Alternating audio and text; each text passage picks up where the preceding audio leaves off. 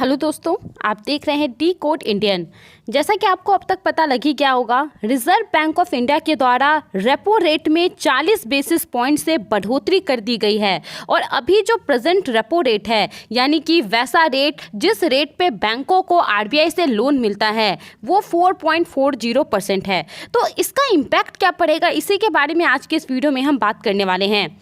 सबसे पहले तो देखिए, अभी जो रेपो रेट को बढ़ाया गया है 40 बेसिस पॉइंट से, इसका प्रभाव बैंकिंग सिस्टम के अंदर पड़ने वाला है। बैंकिंग सिस्टम के अंदर जितने सारे भी इंटरेस्ट रेट्स हैं, उन सभी के ऊपर इसका प्रभाव पड़ने वाला है, उन सभी में बढ़ोतरी होने वाली है।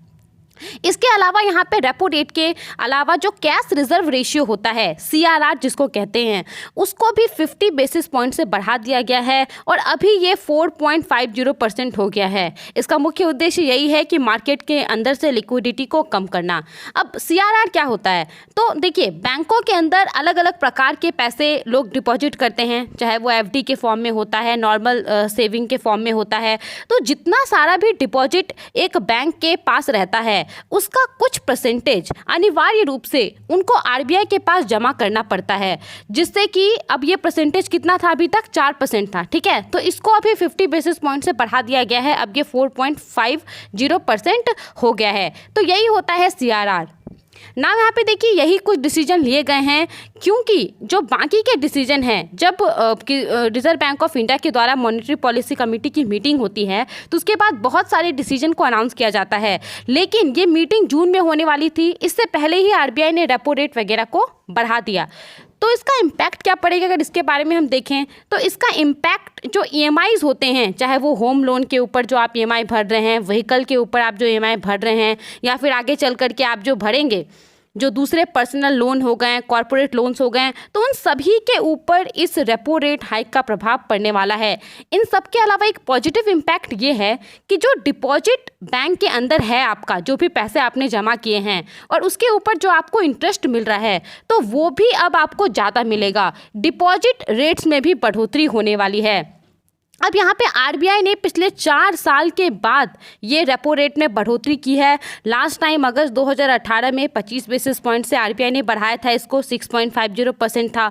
और उसके बाद से लगातार आरबीआई के द्वारा रेपो रेट में कमी की जा रही है, क्योंकि आप सबको पता होगा कि कोविड-19 के वजह से आरबीआई को क्या करना था, मार्केट के अंदर लिक्विडिटी इन्फ्यूज़ करनी थी, तो जिसके वजह से आरबीआई लगातार रेपो रेट में कमी कर रहा था। अब रेपो रेट में कमी कर रहा था, इसका मतलब क्या, इसका मतलब ये कि जो बैंक्स हैं नॉर्मल, उनको आरबीआई से कम रेट पे लोन मिलेगा। अब उनको कम रेट पे अगर लोन मिलेगा, तो वो आम लोगों को भी कम रेट पे लोन देंगे, जिसके वजह से मार्केट में पैसा ज़्यादा आएगा। अब यहाँ पे आरबीआई ने ऐसा किया क्यों है, ऐसा सडन क्यों किया, क्योंकि जून में मॉनेटरी पॉलिसी कमेटी की मीटिंग होने वाली थी, तभी भी वो अनाउंस कर सकता था।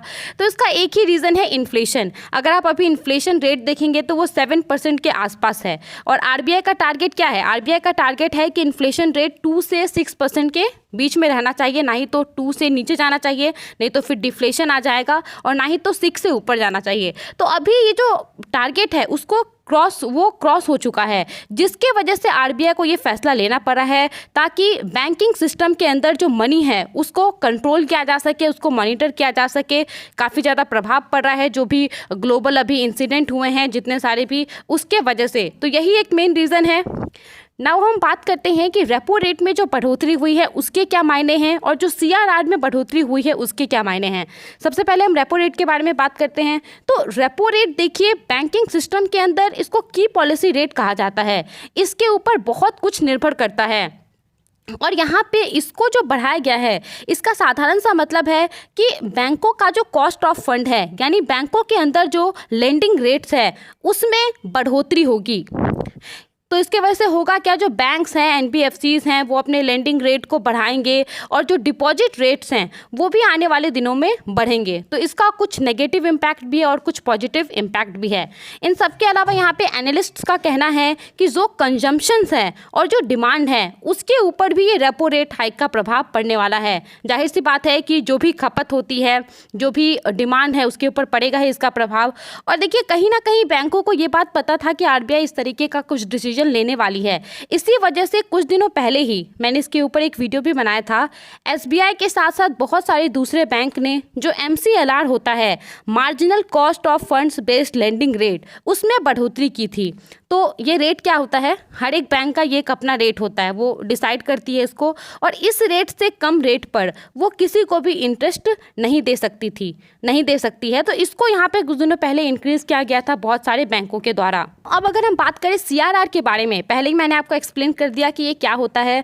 तो यहाँ पे CRR को 50 बेसिस पॉइंट से बढ़ाया गया है। अब इसका मुख्य उद्देश्य क्या है? इसका मुख्य उद्देश्य है बैंकिंग सिस्टम से 87,000 करोड़ रुपए को यहाँ पे हटाया जाएगा। अब देखिए, जब CRR को बढ़ाया जाता है तो क्या होता है, अगर मान लीजिए अभी बढ़ा दिया गया है, 4.50% कर दिया गया है, तो अब बैंकों के पास जितना टोटल डिपॉजिट रहेगा उसका वो थोड़ा सा ज़्यादा RBI के पास जमा करेगी, तो उनके पास लिक्विडिटी थोड़ा सा कम रहेगा। उनके पास जितना कम रहेगा वो उतना कम लोगों को देंगे, आम लोगों को। तो इसके वजह से जो पूरा मनी फ्लो है वो यहाँ पे कम हो जाएगा मार्केट के अंदर।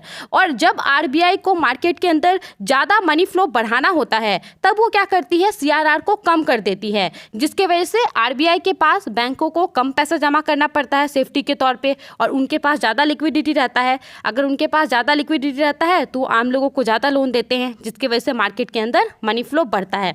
तो यही सब कुछ बातें थी जो बतानी थी। आई होप आपको ये सभी बातें समझ में आ गई होंगी। आप RBI के इस डिसीजन के बारे में क्या सोचते हैं, हमें अपना ओपिनियन ज़रूर बताएं।